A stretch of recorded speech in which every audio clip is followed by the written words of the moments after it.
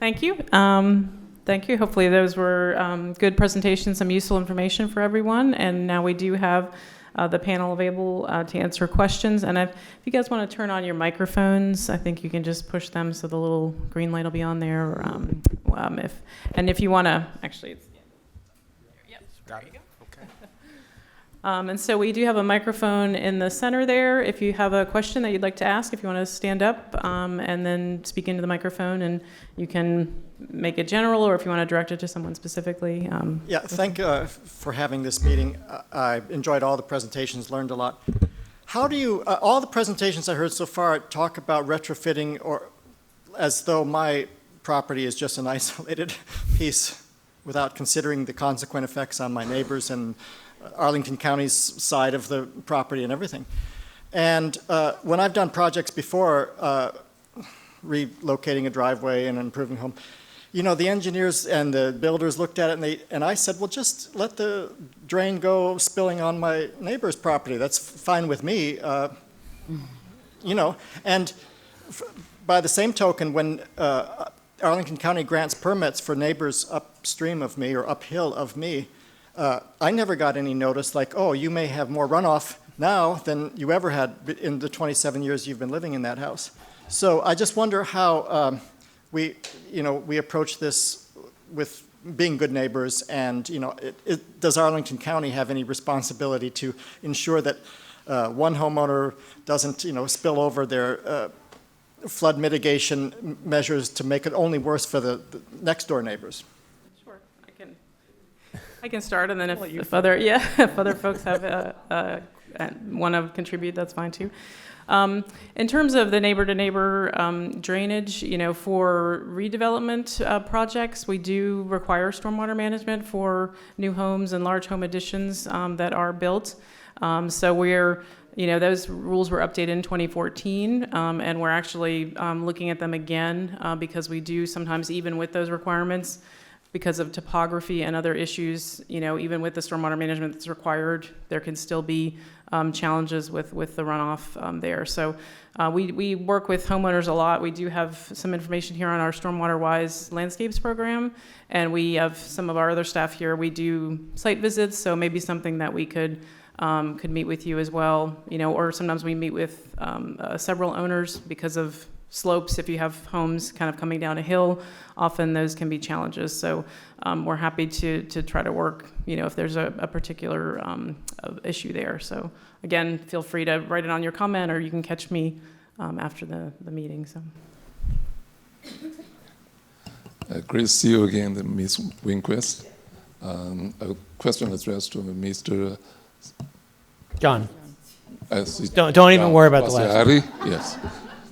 Our house is, myself with Jeannie, my wife, our house is located on 18th Street.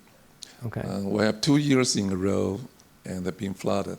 And all of a sudden, just in 40 minutes, back and forth up to about 8.5 feet. Oh my goodness. Entire basements. And that didn't happen. We lived there almost 40 years. Never happened before. That's only 2 years in a row. Not only this time. It's 100 years, but I couldn't explain the last year. That wasn't 100 years, that's just my house. So apparently the way I have to think of the plan, so what the plan is last month, Dewberry, your company, sent 2 engineers come to our house. Okay. Some consultation and advice. And one thing I didn't mention to them, and they did a report afterward, but I didn't see it. What they suggest is, because our shape is the end of the 18th Street and turn to the Johnson, okay, and then we're right next to the bike trail, Curtis Bike Trail. So we have contour we have here is, the lowest point is about 220 feet. That's on contour, county contour map. So the bike trail, what I suggesting to the engineer is, if you can lower the release point, because bike trail is the higher, that's why it's about 10 feet higher to the lowest point of it.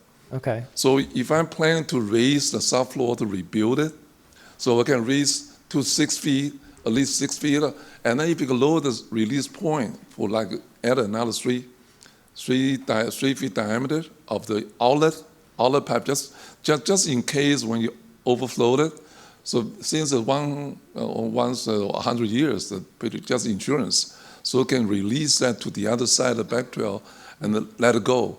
So that means not only will solve our problem or our neighbor as well, because it flood not our house, adjacent house, they all flooded. So they are just, well, lower, but they flood like 4 feet and 2 feet.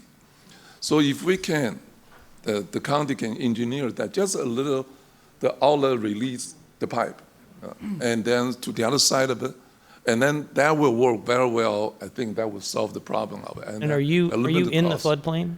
Are you in the floodplain? Well, I don't believe so. Okay. Yeah. Because we can No, figure that out pretty quick. Yep. But I can try to find out a little bit more about, tell you what, when this is all done, give me your information and I can try to at least find out who you talked to at my office. Okay. Because they're probably down the hall from me. Okay. Yeah, I have a question about flood insurance. I just want to confirm something I've read. With regard to a below-grade basement, basically flood insurance doesn't really cover that or only covers the HVAC equipment. Can you speak to that? Yeah. So that it's only covering what services the building and the structure. It's not going to cover if your basement's finished. It's not going to cover any of the finishings. It's going to cover low-value storage. But yeah, if it's finished, they're not going to cover any of the drywall, none of the anything of the finishing. Yeah, It's mainly for the structure. Right. the terminology I've gotten is utilities, and then I think the term is minimal finishes, which is another way of saying really no finishes. Yeah. And are the rates adjusted if that's all you're covered for? No, I've talked to a lot of people that think that, which Yeah. I guess it does make a little sense, but the main thing you're protecting is the structure. And if you have a basement, I believe John was talking about buoyancy force and lateral forces. Not only is there hydrostatic pressure above ground from the water, but the ground is also moving with the flood water. And with a subgrade space, there's added tension on the foundation. So from a higher level, you think, well, they're not covering nothing down there, it should be cheaper, but it's actually the opposite. Right. It's more expensive. So if I've got a finished basement with just an HVAC, with my boiler down there, is it really worth it to get flood insurance at all? From a structural standpoint, yeah. For the structure? Yeah. If I'm not worried about the structure, I mean, I just went through 4.5 feet of water in my basement, the structure is fine. Yeah. I mean, that would be something, your decision, if you would want it self-insured or not, But at $500 a year for a policy if you're outside the flood zone, I got to do the math on whether that's worth it to, if all I'm going to get is my boiler replaced. Right. Yeah, Thank you. understood. You define basement? Yeah, so John talked about that. It's subgraded on all four sides of the building. Yeah, the NFIP definition of a basement is it's below grade on all four sides. So what you would think of as a walkout basement, that's not technically a basement as defined by the NFIP. How many feet is that? It doesn't matter. It's 1 foot below grade or 8 foot below grade on all four sides. It's a basement. Yeah, I mean, I've reviewed cases where it's 0.2 subgrade around all four sides. We still have to rate it as a basement. Basements have higher rates. It's not what FEMA's documents are saying. What are they saying? I got a flood insurance program, they sent me a document. About, You may be a subgrade crawl space. no, it's talking about walkout split level homes. Okay. That's not covered. I mean, that's considered a basement. What's not covered? The the lower level of a split level. Right, yeah, we just went over that. It is. Subgrade space, it's not covered, but the structure is covered. You said it's on all four sides. Right. Subgrade, diagram 2, yes. Mine is not subgrade on one side. So you're being rated as a basement? That might be a misrating then, like I talked about. Well, it's in FEMA's definition of a basement. Right. They say a walkout basement Is a basement, is a basement. because it's subgrade. It's good. And It has to be subgrade to be a basement. for FEMA NFIP, it's below grade all four sides. I'm telling you, the FEMA brochure All right, you can show me that after. does not say that. Sounds good. Okay. They say the opposite. Got it. Yeah, hi. So I Not down. want to talk about, I'm just, would love to see it. Sorry, go yeah, no, ahead. the flood insurance, you said it has to be either 2 properties or something like that. I'm in a situation where I'm not at the bottom of the hill or anything. I just happen to have flood water from 30 houses, Arlington County directs into my backyard. lucky me. And the pipes aren't big enough, and so they overflow, and obviously then I get 6 feet of water in just my basement. Wow. So is there any product that would offer me any sort of coverage, because it's not, I'm not in a floodplain, I'm just, in between. Eileen, do you have a comment? I mean, and on that? the pipes just aren't big enough, and Eileen, do you have a comment on that? Because a lot of us are in that situation with Sure. stormwater coming from county pipes, Yep. not from the Yeah. rain falling on our yard. Sure. Yeah. Yeah, and as I mentioned, I mean, this meeting tonight was kind of intended to provide information and resources for property owners, but it's not that we're not doing things on the county side as well, so. I saw that, didn't they announce like a $23 million surplus yesterday? Is there any of that going to the capital improvement plan, or Hi, I'm going to take the hit for Eileen here. My name is Demetra McBride. I'm the Bureau Chief of the Office of Sustainability and Environmental Management. Stormwater is one of our departments. We understand, and we certainly have been clocking over the past 2 years, the volatility in the rainfall. And I'm not punting. I think after I get through responding, I also want to pull Michael Smith in, because he's there with the Property and Loss Division at the state level, and we were talking before the evening started tonight, and you're seeing a lot more volatility, and we're really encountering new challenges. As for the excess, the closeout funds that you saw, that money has a lot of demands that came in with a lot of suggestions, and people who had very strong feelings about a lot of different things. Stormwater is one of them. What we're doing right now, and I'm just asking for patience, and I know that's hard when your home is exposed. We have come to the determination that we really have to expand our toolbox. We really have to start thinking out of the box. We are not alone. We're meeting within the next week or so with our neighbors in Fairfax who are saying the same thing, and we're comparing blue sky lists, different ideas, what can be implemented here. So it's a little premature to start claiming money from whatever fund, but we want you to know that during this operating budget cycle, as well as the CIP cycle, we're going to be considering a lot of new approaches, and they're going to be somewhat different. I am going to tell you, though, warn you, and we'll talk about this at another time. And as Eileen started off, this is not to say that we are trying to make the flooding your problem. Tonight was about giving information and exchanging information, because after July 8th, we had a lot of comments, over 1,000. And a lot of times people are like, we didn't know about insurance, we didn't know about this, we didn't know about that. So this is giving you information. This is not to suggest remotely that the county is not working towards doing something different, more profound, and taking resilience on our back too. So just stick with us through these budget cycles, and there'll be more information. So I guess my question is, how do we advocate for ourselves, and what's the best way to do it? And I say that because I had the county come out and look at our pipes 6 years ago, and they said, yep, they're insufficient, we'll add that to our list.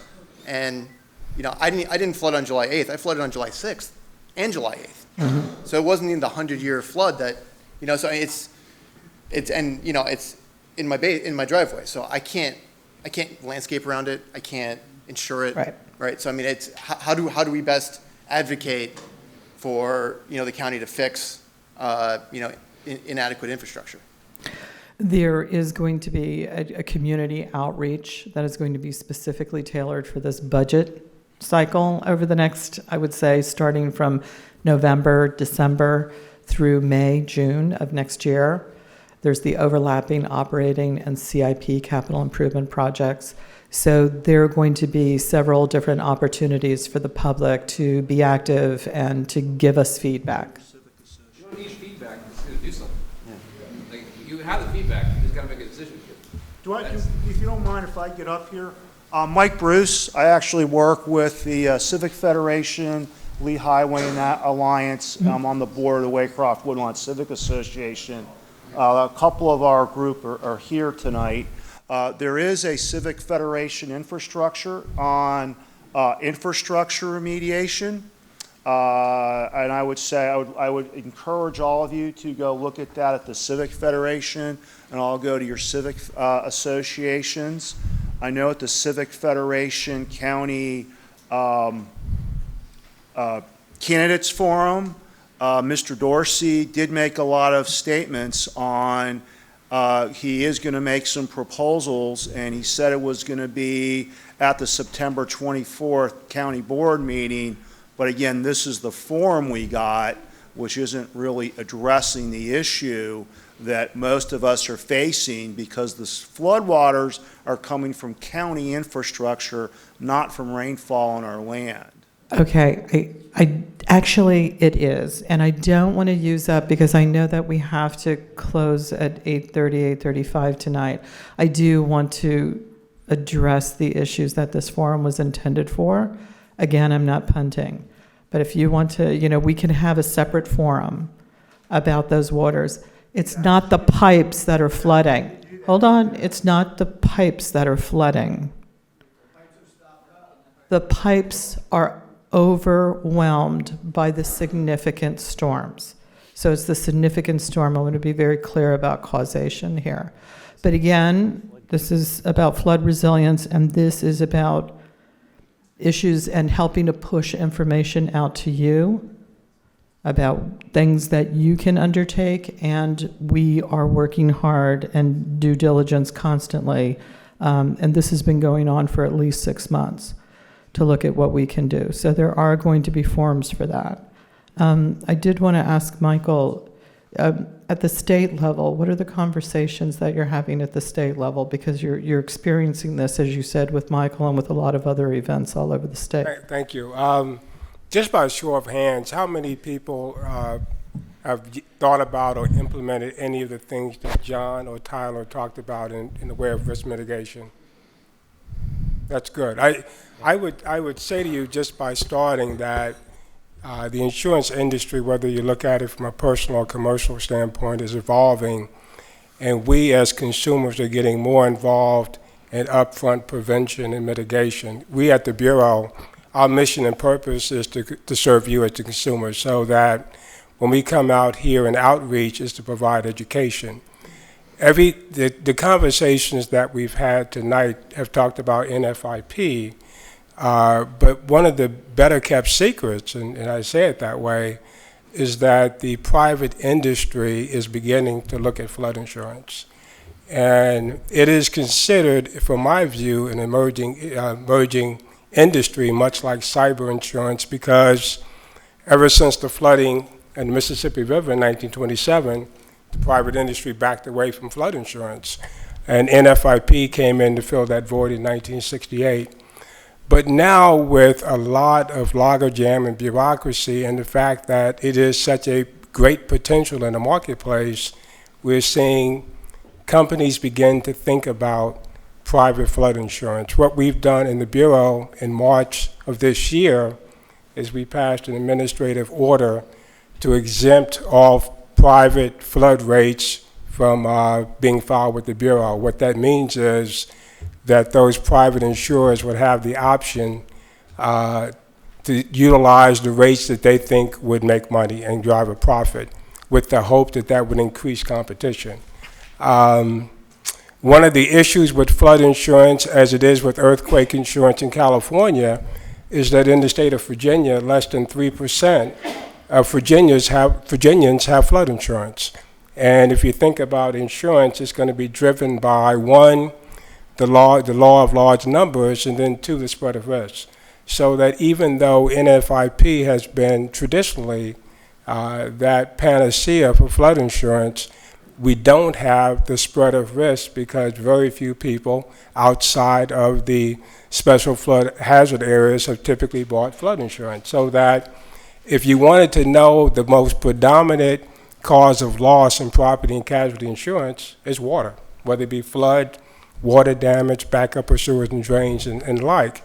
What we haven't said is that those of you that have automobiles, of course, and this is just the oddity of the industry, flood is covered if you have comprehensive coverage. So that there are some companies that focus in automobiles that were in Texas with Houston, and had very low damage in the way of homes and had catastrophic damage from automobiles.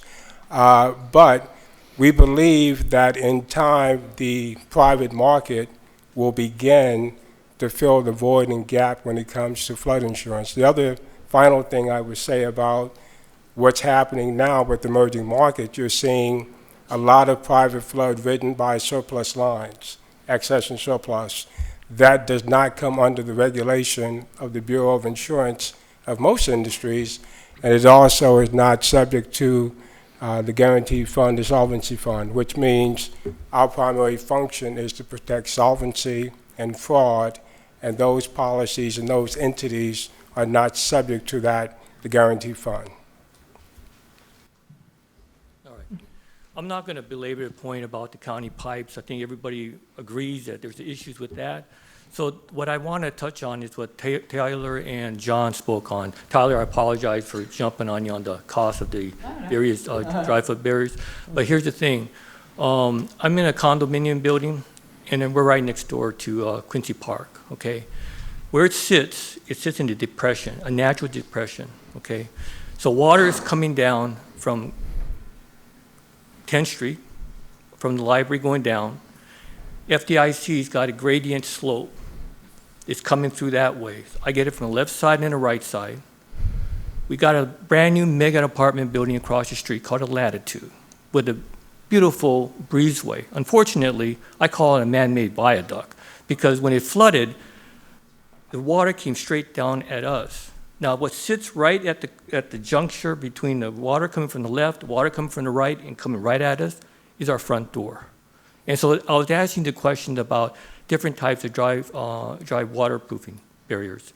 Now, John, you touched on this already, and I already checked on firm. Where our building sits, I put our address in there, Okay. we are considered low risk. But FEMA said they're going to update it because the last time it was done was 2013. So they're currently updating it. Whether we're going to go from low to high, never going to happen. We'll probably stay low, maybe low to medium, maybe. But given the area we're in, we're localized flooding. What kind of depth are we talking about? Well, what happened that day on July 8th this year, and we got flooded twice, 18th and 19th, July 2018, 2019. The water came up so much that there was a parked car in front. It lifted the car up off the street, and when the water receded, it put it right on top of on the sidewalk. Okay. I've got video for you. So it's about 3 feet high. Always like carnage videos, but okay. Yeah. So I know there's people behind me waiting, and I know there's time, only about 12 more minutes. So if we can like sidebar this between you and Tyler. My perspective is this. I kind of have a magic number of 3 feet on a lot of my dry flood proofing stuff. Right. Tyler's number goes a little higher for commercial. I tend to keep it at 3 feet because that's when I see most structures fail under hydrostatic load that aren't reinforced. Right. So if it's under 3 feet, I think there's more flexibility to do certain things than if it's above 3 feet. Yeah, it's between two to three, but it's moving water. So some of the flood barriers we're looking at all kinds, from very inexpensive ones with low human intervention, they call it by FEMA, to high human intervention, which of course is a problem because if you don't have the right personnel there or the equipment is not available to basically put in place, you can get flooded. So Exactly. if we got time after 8:30, come up and see you. I got a little time. I really appreciate it. Thank you. Thank you, folks, for being here tonight, and thank you for putting on the workshop. I appreciate it.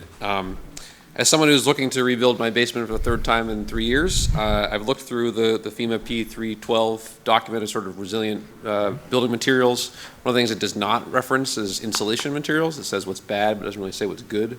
I'm looking at things like closed cell foam or foam board itself. I just wanted to gather the panel's experience there and what kind of materials would you recommend or something that wouldn't have to tear out when this is going to happen again because nothing's being done. Closed cell is the one that's referenced in Technical Bulletin 2, which was one of the documents I worked on. Let me clarify one thing about flood-resistant materials. Technical Bulletin 2 is long overdue for an update. One of the reasons they're waiting on that update is they're actually trying to, I know this because my coworker who down the hall from me is actually at the committee for NIST right now, but we're actually trying to get a standard put in through NIST or, ASTM to kind of better evaluate flood-resistant materials right now. Because the current standard for flood-resistant materials is immersion of the sample in type 4 water, which is distilled water. So, many things can withstand a distilled water flood, but many cannot handle the contaminants of full flood water. So the ASTM standard is going to try to make that a little better. But for now, I can tell you closed cell is kind of your best bet. If you can go uninsulated, that's probably better. Again, the more places where water can get trapped behind and create an issue for you, the more issues you're going to have with tear out and clean out later on. So that may even be something to consider. I've seen some people that'll actually create a, if it's just, is it a shallow basement kind of flood issue? I mean, it's getting in a couple of feet in the basement area, not filling it to 5 the- feet. 5 feet, okay. So just above the 4 foot of the sheetrock. Yeah, because sometimes we tell people to do the sheetrock 4 feet and 4 feet, create a gap, and then it won't wick up to that second layer of sheetrock. You're just having a good old time with 5 feet. So there are things you can do, but the more you can minimize the finishes, that reduces the risk at all. You can do the closed cell, but sometimes that water can get trapped behind the closed cell. Yeah, that's, real quickly, Yeah. what about the 2x4s? If you encapsulate a 2x4 in closed cell foam, would the 2x4 dry out, or is that creating a problem? Yeah, that's the issue, is it becomes like, you've got a flood-resistant material and a flood-resistant material, but it's like vinyl flooring over plywood. Both are flood-resistant, but the plywood is attached to the vinyl flooring. You have to take the plywood off to let the wood dry. So it's sort of a little bit of a catch-22. It's almost like you have to create this little bit of a gap to let it dry, or maybe you don't insulate at all, which I know is not a popular option. But that's the best material they've got as far as what we know on testing. And a lot of it has to do with the fact that we just don't have the test data to really know what's truly flood resistant. It's not a cut and dry question either, because think about it. How do you create a flood sample that's replicatable and that won't be a contamination issue when you try to get rid of it? Many creative people came up with many creative combinations of water and other materials that I won't talk about because I eventually want to eat tonight, but you get the idea. So it's not a done deal in terms of the test standard.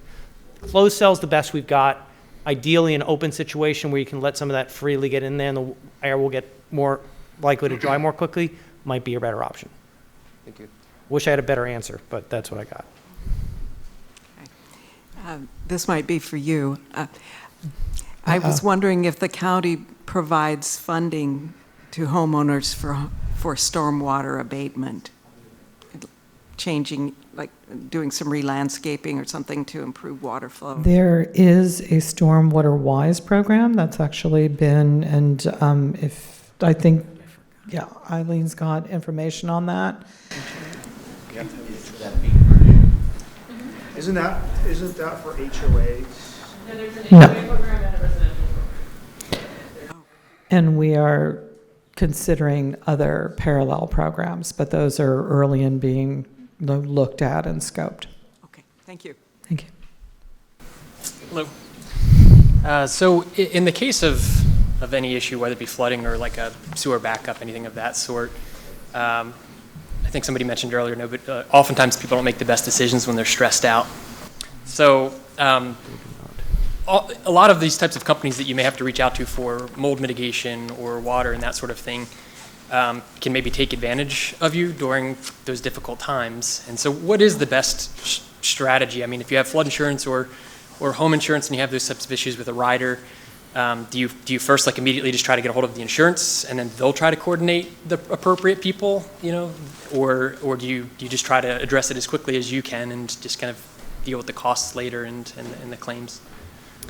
I can address that question. So when a customer calls me and says I have some kind of water loss, first thing we try to figure out is, can you shut off the water? If it's something internal, if it's something coming from the outside, there's nothing really you can do about that.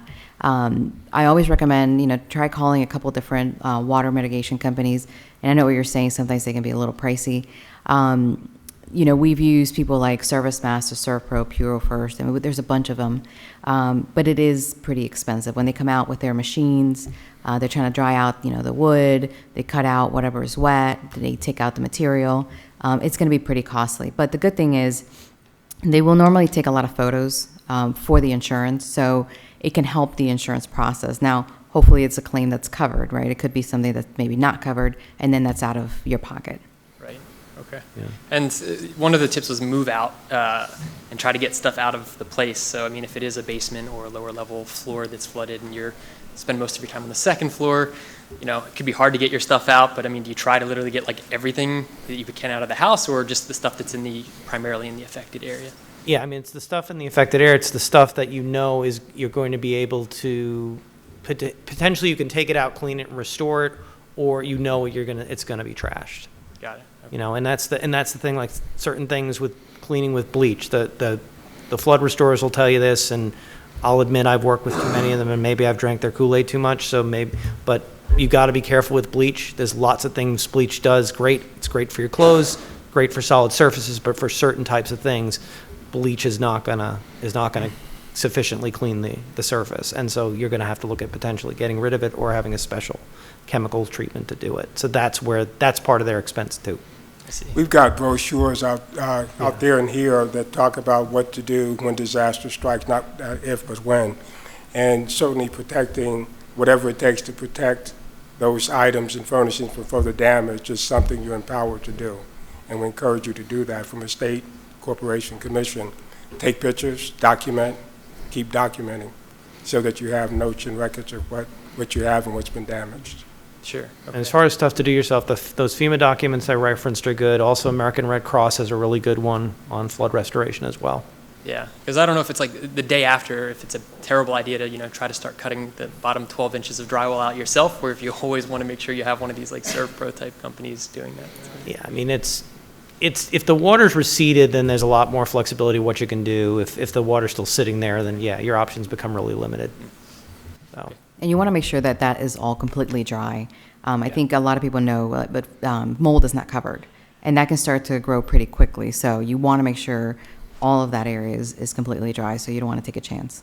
Yeah, you mean just cutting it out and getting it all removed as quickly as possible? Right. Yeah. The longer it sits, particularly water standing, the longer it sits, the longer it's going to wick up into the surface. You know, we typically tell people about a foot above where the flood line is, right. But that's for the short duration floodings you're dealing with here. When we were after Katrina in New Orleans, where it sat for 6 weeks, we were seeing wicking all the way up from like a 2-foot flood all the way up to the next level. I mean, it can be that serious. And here, it's most of the time a foot or two above the line is going to be sufficient to get you what you need. I don't want to cut people off, but I know that we're running short on time. We've got 2 more people. Hi, I would like to address the sewage backups. We had 7 houses in a row on a bright sunny day with sewage backup. County was no help whatsoever 2.5 years ago. Then on July 8th, we had it again. Water came in, but sewage also came in because I think the storm waters overpowered the sewer system, and then it came up. It's been recommended by insurance and the county and everybody, get the back water, whatever, the valve. We can't get anybody to come out and even give us an estimate. We tell them our zip code and we say 22205 and they say, no, can't do it. Talk to permits. They said, yeah, you can do that. The code was just changed. I'm sorry, I don't want to interrupt you. When you say people won't come out, are you talking about private contractors? They're not. Crop Metcalf. My neighbor was calling them. She's going through that blue and white book, best contractors to call. She's going through that.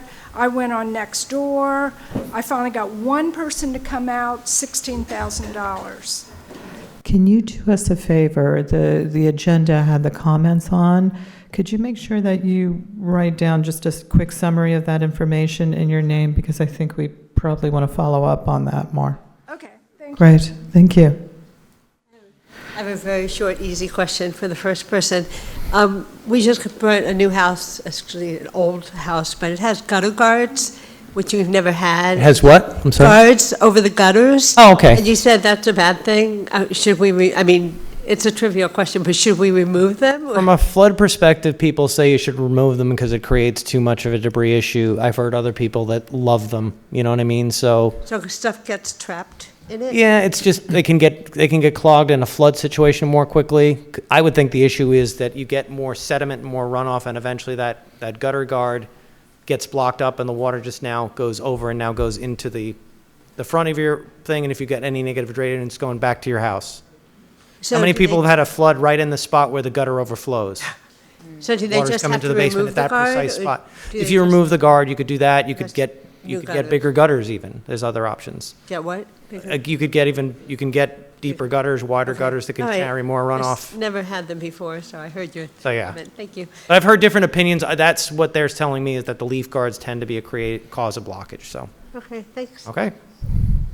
So probably for you, John, as an engineer, we've Oh, got I a hate it lot when you of start like that. residential Okay. areas that are very close to large site plans. So where you had permeable surface, Mm-hmm. you're now digging down 3-4 stories for parking garages and other things, and not adding, and so you're getting more runoff, even though residences and others, didn't have the problem when they were built.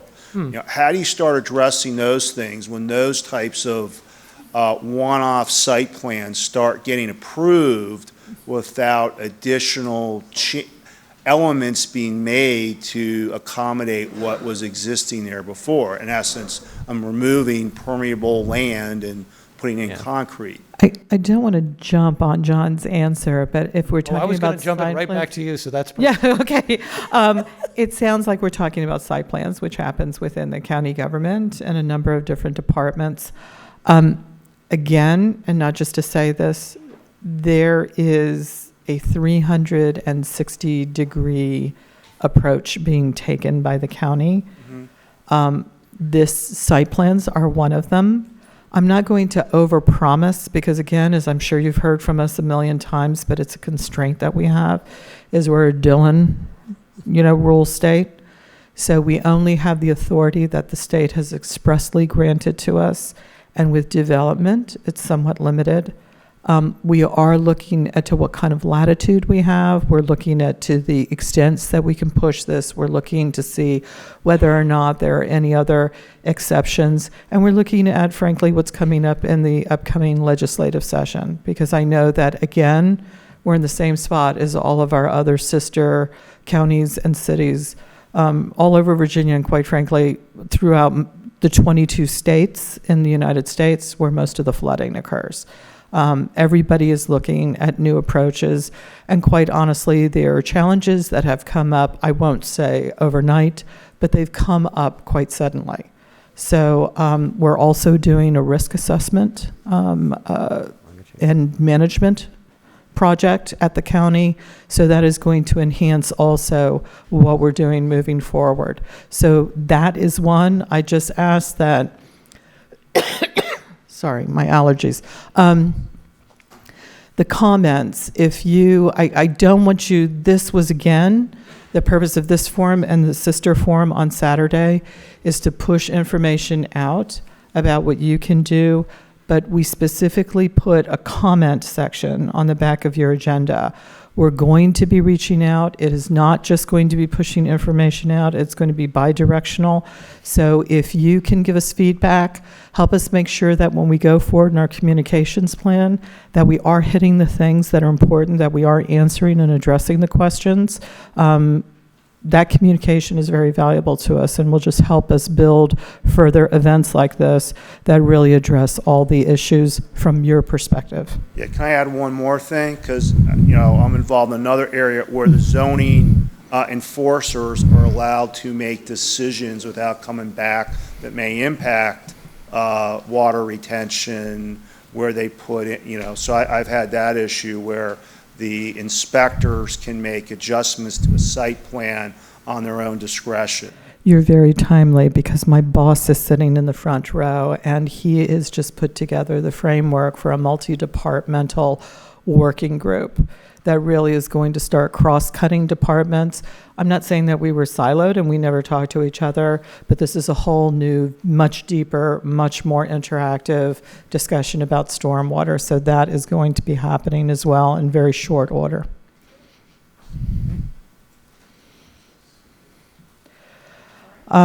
I'm going to turn it over to Eileen very quickly. I just personally, and on behalf of our office, really thank all of the speakers tonight.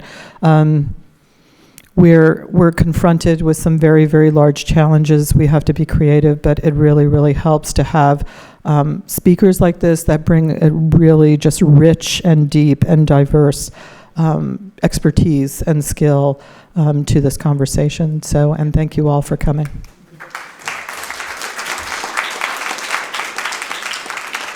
And again, I'll echo Demetra's comments. Thanks for coming, and please do use your comment forms. Again, this is part of a broader strategy. We're going to be doing a lot of other events and interactive engagement forums and workshops. So if there's other information that would be useful, please share that. And several of us will also be around. The library does close at 9, but we have some time before then. So please feel free if you want to chat with us a little bit more. So thank you.